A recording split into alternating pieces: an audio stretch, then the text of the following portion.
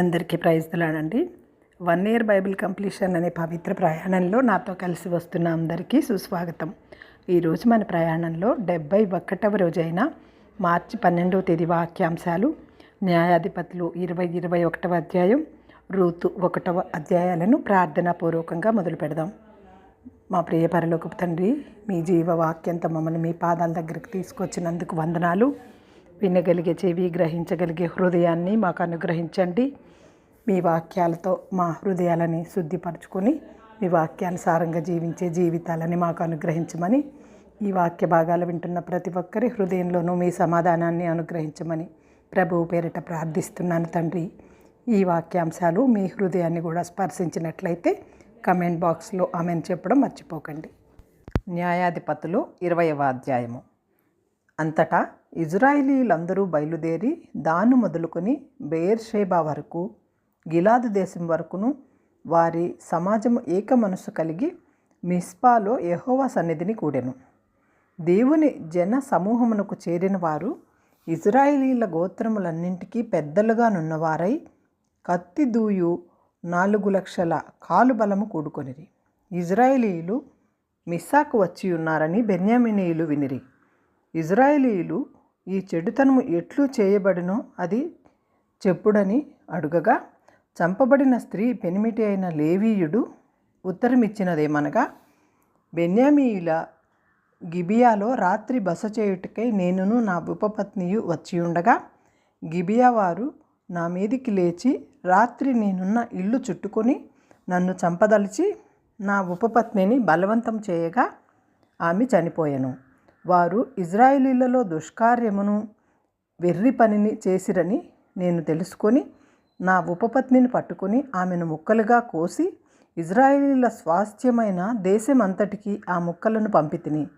ఇదిగో ఇజ్రాయేలీలారా, ఇక్కడనే మీరందరూ కూడి ఉన్నారు. ఈ సంగతిని గూర్చి ఆలోచన చేసి చెప్పుడనెను. అప్పుడు జనులందరూ ఏకీభవించి లేచి, మనలో ఎవడును తన గుడారమునకు వెళ్ళడు, ఎవడును ఇంటికి వెళ్ళడు. మనము గిబియా ఎడల జరిగించవలసిన దానిని నెరవేర్చుటకై చీట్లు వేసి దాని మీదికి పోదుము.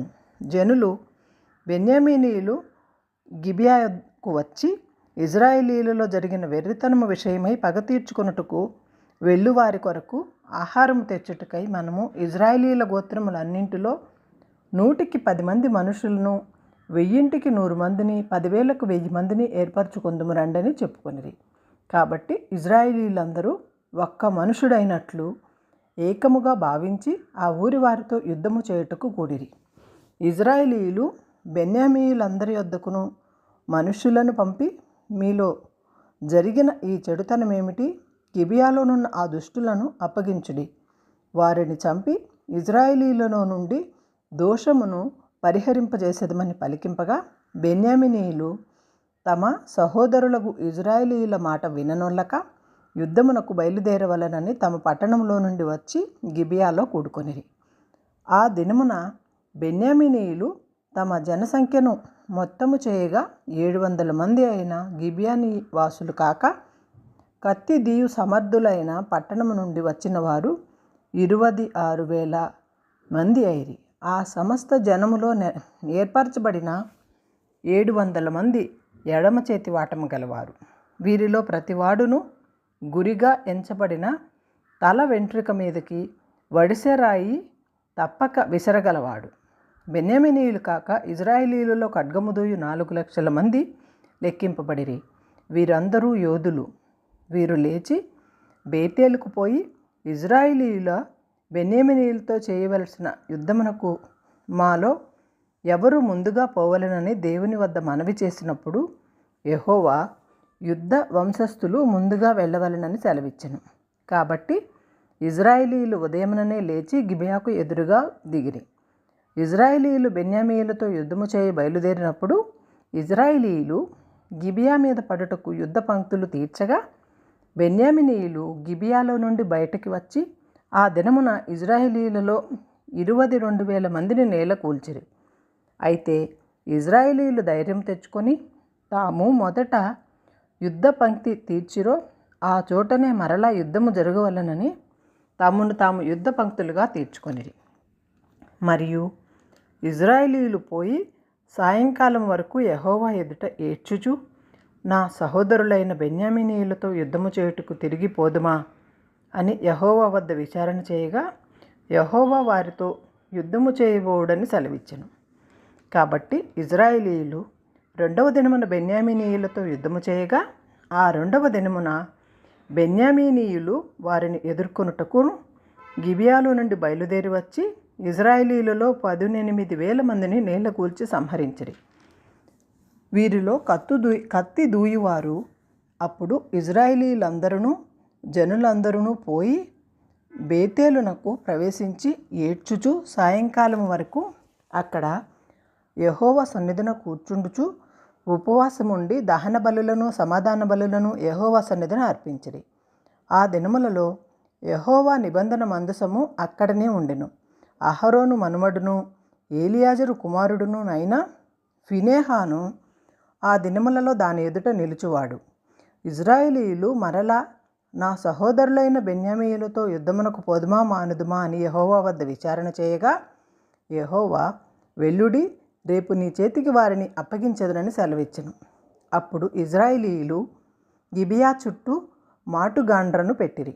3వ దినమున ఇజ్రాయేలీయులు బెన్యామీయులతో యుద్ధమునకు పోయిన మునిపటి వలె గిబియా వారితో యుద్ధము చేయుటకు సిద్ధపడగా, బెన్యామీనీయులు వారిని ఎదుర్కొనుటకు బయలుదేరి పట్టణంలో నుండి తొలగి వచ్చి మునుపటి వలె ఇజ్రాయేలీయులలో గాయపరచబడిన వారిని ఇంచుమించు 30 మంది మనుషులను రాజమార్గములలో చంపుచూ వచ్చిరి.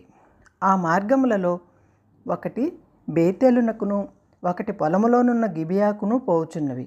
బెన్యామీనీయులు మునుపటి వలె వారు మన ఎదుట నిలవలేక కొట్టబడి ఉన్నారని అనుకొనిరి గాని, ఇజ్రాయేలీయులు మనము పారిపోయి వారిని పట్టణములో నుండి రాజమార్గములలోనికి రాజేయుదుమురండని చెప్పుకొని ఉండిరి. ఇజ్రాయేలీయులందరూ తమ చోటు నుండి లేచి బయల్తామారులో తమ్మును తాము యుద్ధమునకు సిద్ధపరచుకొనులోగా ఇజ్రాయేలీయుల మాటుగాండ్రను తమ చోటు నుండి గిబియా బట్ట బయటి మార్గమునకు త్వరగా వచ్చిరి. అప్పుడు ఇజ్రాయేలీయులందరిలో నుండి ఏర్పరచబడిన 10,000 మంది గిబియాకు ఎదురుగా వచ్చినందున కఠిన యుద్ధము జరిగెను. అప్పుడు తమకు అపాయము తటస్థమైనదని బెన్యామీయులకు తెలియలేదు. అప్పుడు యెహోవా ఇజ్రాయేలీయుల చేత బెన్యామీనీయులను హతము చేయించెను. ఆ దినమున ఇజ్రాయేలీయులు బెన్యామీనీయులలో 25,100 మంది మనుషులను చంపిరి. వీరందరూ కత్తి దూయువారు. బెన్యామీనీయులు జరుగుదాన్ని చూచి తమకు అపాయము కలిగిందని తెలుసుకొనిరి. ఇజ్రాయేలీయులు తాము గిబియా మీద పట్టబడి మాటుగాండ్రలను నమ్మి బెన్యామీనీయులకు స్థలం ఇచ్చిరి. మాటుననున్నవారు త్వరపడి గిబియాలో చొరబడి కత్తివాతను ఆ పట్టణంలోని వారిని అందరినీ హతము చేసిరి. ఇజ్రాయేలీయులకును మాటుగాండ్రకును నిర్ణయమైన సంకేతం ఒకటి ఉండెను. అదేదనగా, వారు పట్టణంలో నుండి పొగ గొప్ప మేఘము వలె లేచినట్లు చేయుటయే. ఇజ్రాయేలీయులు యుద్ధము నుండి వెనుక తీసి తిరిగినప్పుడు బెన్యామీనీయులు వీరు మొదట యుద్ధములో అపజయమొందినట్లు మన చేత ఓడిపోదురు గదా అనుకొని చంపన ఆరంభించి ఇజ్రాయేలీయులలో ఇంచుమించు 30 మంది మనుషులను హతము చేసిరి. అయితే పట్టణము నుండి ఆకాశము తట్టు స్తంభ రూపముగా పొగ పైకి లేవన ఆరంభించి బెన్యామీనీయులు వెనుక తట్టు తిరిగి చూచిరి. అప్పుడు ఆ పట్టణమంతయు ధూపమయమై ఆకాశమునకు ఎక్కుచుండెను. ఇజ్రాయేలీయులు తిరిగినప్పుడు బెన్యామీనీయులు తమకు అపజయము కలిగినదని తెలుసుకొని విభ్రాంతి నొంది ఎడారి మార్గము తట్టు వెళ్ళుదమని ఇజ్రాయేలీయుల ఎదుట వెనుకకు తిరిగిరి. కానీ యుద్ధమున తరుమబడగా పట్టణములలో నుండి వచ్చిన వారు మధ్య మార్గమందే వారిని చంపిరి. ఇజ్రాయేలీయులు బెన్యామీనీయులను పట్టుకొని తరిమి తూర్పు దిక్కున గిబియాకు ఎదురుగా ఉన్న స్థలమున వారిని త్రొక్కుచుండిరి. అప్పుడు బెన్యామీనీయులలో 18,000 మంది మనుష్యులు పడిపోయిరి. వీరందరూ పరాక్రమవంతులు. అప్పుడు మిగిలిన వారు తిరిగి ఎడారిలోనున్న రిమ్మోను బండకు పారిపోగా, వారు రాజమార్గములలో చెదిరి ఉన్న 5,000 మంది మనుషులను చీలదీసి గీదోము వరకు వారిని వెంటాడి తరిమి వారిలో 2,000 మందిని చంపిరి. ఆ దినములలో బెన్యామీనీయులలో పడిపోయిన వారందరూ కత్తిదీవుయు 25,000 మంది. వీరందరూ పరాక్రమవంతులు. 500 మంది తిరిగి ఎడారిలోనున్న రిమ్మోను కొండకు పారిపోయి రిమ్మోను కొండ మీద 4 నెలలు నివసించిరి. మరియు ఇజ్రాయిలీయులు బెన్యామీనీయుల మీదకి తిరిగి వచ్చి పట్టణ నివాసులనేమి పశువులనేమి దొరికిన వస్తువులను సమస్తమును కత్తివాత హతము చేసిరి. ఇదియు కాక వారు తాము పట్టుకొనిన పట్టణములన్నింటినీ అగ్నిచేత కాల్చివేసిరి. న్యాయాధిపతులు 21వ అధ్యాయము. ఇజ్రాయిలీయులు తమలో ఎవడునూ తన కుమార్తెను బెన్యామీనీయులకు ఇయ్యకూడదని మిస్సాలో ప్రమాణము చేసుకుని ఉండిరి. ప్రజలు బేతేలుకు వచ్చి దేవుని సన్నిధిని సాయంకాలము వరకు కూర్చుండి, యెహోవా ఇజ్రాయిలీయుల దేవా, నేడు ఇజ్రాయిలీయులలో ఒక గోత్రము లేకపోయెను. ఇది ఇజ్రాయిలీయులకు సంభవింపనేలా అని బహుగా ఏడ్చిరి. మరునాడు జనులు వేకువనే లేచి అక్కడ బలిపీఠమును కట్టి దహన బలులను సమాధాన బలులను అర్పించిరి. అప్పుడు ఇజ్రాయిలీయులు ఇజ్రాయిలీల గోత్రములన్నింటిలో మిస్సాలో యెహోవా పక్షమున రాకపోయిన వారెవరని విచారించిరి. ఏలయనగా అట్టి వారికి నిశ్చయముగా మరణశిక్ష విధింపవలనని ఖండితముగా ప్రమాణము చేసి ఉండిరి. ఇజ్రాయిలీయులు తమ సహోదరులైన బెన్యామీనీయులను గూర్చి పశ్చాత్తాపపడి, నేడు ఒక గోత్రము ఇజ్రాయిలీలలో నుండకుండా కొట్టివేయబడి ఉన్నది. మిగిలిన వారికి భార్యలు దొరుకునట్లు మనము మన కుమార్తెలను వారికి పెండ్లి చేయమని యెహోవా తోడని ప్రమాణము చేసితిమి గదా, వారి విషయంలో ఏమి చేయగలము అని చెప్పుకొనిరి. మరియు వారు ఇజ్రాయిలీల గోత్రములలో యెహోవా పక్షమున మిస్సాకు రానిది ఏదని విచారింపగా, ఇజ్రాయిలీలకు చేరిన యాబేష్గిలాదు నుండి సేవలోనికి ఎవడునూ రాలేదని తేలెను. జనసంఖ్య చేసినప్పుడు యాబేష్గిలాదు నివాసులలో ఒకడును అక్కడ ఉండలేదు. కాబట్టి సమాజపు వారు పరాక్రమవంతులైన 12,000 మంది మనుషులను పంపించి, మీరు పోయి స్త్రీలనేమి పిల్లలనేమి బేయేష్గిలాదు నివాసులందరినీ కత్తివాతను హతము చేయడి. మీరు చేయవలసినదేమనగా ప్రతి పురుషుని పురుష సంయోగము నెరిగిన ప్రతి స్త్రీని నశింపజేయవలనని చెప్పిరి. బేయేష్గిలాదు నివాసులలో పురుష సంయోగము ఎరుగని 400 మంది కన్యలైన స్త్రీలు దొరకగా, కనాను దేశమందలి షీలోహులోనున్న సేనలోనికి వారిని తీసుకొని వచ్చిరి. ఆ సర్వ సమాజము రిమ్మోను కొండలోనున్న బెన్యామీయులతో మాటలాడుటకు వారిని సమాధానపరచుటకు వర్తమానం పంపగా, ఆ వేళను బెన్యామీనీయులు తిరిగి వచ్చిరి. అప్పుడు వారు తాము ఎబేల్గిలాదు స్త్రీలలో బ్రతుకనిచ్చిన వారిని వారికిచ్చి పెండ్లి చేసిరి. ఆ స్త్రీలు వారికి చాలకపోగా యెహోవా ఇజ్రాయిలీల గోత్రములలో లోపము కలుగజేసి ఉండుట జనుల చూచి బెన్యామీనీయులను గూర్చి పశ్చాత్తాపపడిరి. సమాజ ప్రధానులు బెన్యామీను గోత్రములో స్త్రీలు నశించి ఉండుట చూచి, మిగిలిన వారికి భార్యలు దొరుకునట్లు మనమేమి చేయదమని యోచించుకొని, ఇజ్రాయిలీలలో నుండి ఒక గోత్రము తుడిచివేయబడకుండానట్లు బెన్యామీనీయులలో తప్పించుకొనిన వారికి స్వాస్థ్యం ఉండవలని అనిరి. బెన్యామీనీయులలో ఎవడైనానో తన కుమార్తెను బెన్యామీనీయునికి ఇచ్చిన ఎడల వాడు నిర్మూలము చేయబడునని ప్రమాణము చేసియున్నాము గనక మనము మన కుమార్తెలను వారికి పెండ్లి చేయకూడదని చెప్పుకొంచుండిరి. కాగా వారు బెన్యామీనీయులతో ఇట్లనిరి, ఇదిగో బేతేలుకు ఉత్తర దిక్కున బేతేలు నుండి షెకెమునకు పోవు రాజమార్గమునకు తూర్పుననున్న లేబోనాకు దక్షిణ దిక్కున యెహోవాకు పండుగ ఏటేటా షీలోహులో జరుగునని చెప్పి బెన్యామీనీయులను చూచి, మీరు వెళ్ళి ద్రాక్ష తోటలలో మాటున నుండి షీలోహు స్త్రీలు నాట్యమాడు వారితో కలిసి నాట్యమాడుటకు బయలుదేరగా, ద్రాక్ష తోటలో నుండి బయలుదేరి వచ్చి పెండ్లి చేసుకున్నటకు ప్రతి వాడును షీలోహు స్త్రీలలో ఒకదాన్ని పట్టుకొని బెన్యామీనీయుల దేశమునకు పారిపోవుడి. తరువాత వారి తండ్రులైనను సహోదరులైనను వాదించుటకు మీ వద్దకు వచ్చిన ఎడల మేము ఆ యుద్ధమును బట్టి వారిలో ప్రతి వానికిని పెండ్లికి స్త్రీ దొరకలేదు గనుక ఆ స్త్రీలను దయచేసి మాకియుడి. ఈ సమయమును వారికి ఇచ్చిన ఎడల మీరు అపరాధులగుదురు గనక మాకిచ్చినట్లుగా ఇయుడని వారితో చెప్పెదమనిరి. కాగా బెన్యామీనీయులు అట్లు చేసి తమ లెక్క చొప్పున నాట్యమాడిన వారిలో నుండి స్త్రీలను పట్టుకొని వారిని తీసుకొని పోయి తమ స్వాస్థ్యమునకు వెళ్ళి పట్టణములలో కట్టి వాటిని నివసించిరి.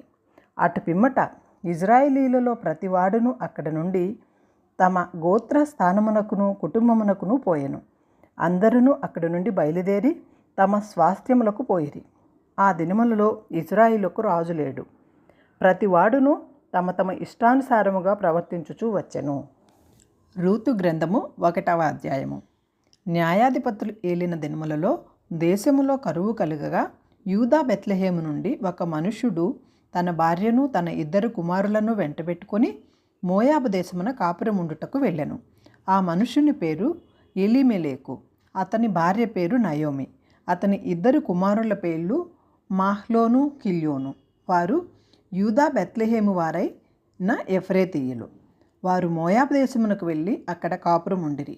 నయోమి పెనిమిటి అయిన ఎలీమెలెకు చనిపోయిన తర్వాత ఆమెయు ఆమె 2 కుమారులను నిలిచి ఉండిరి.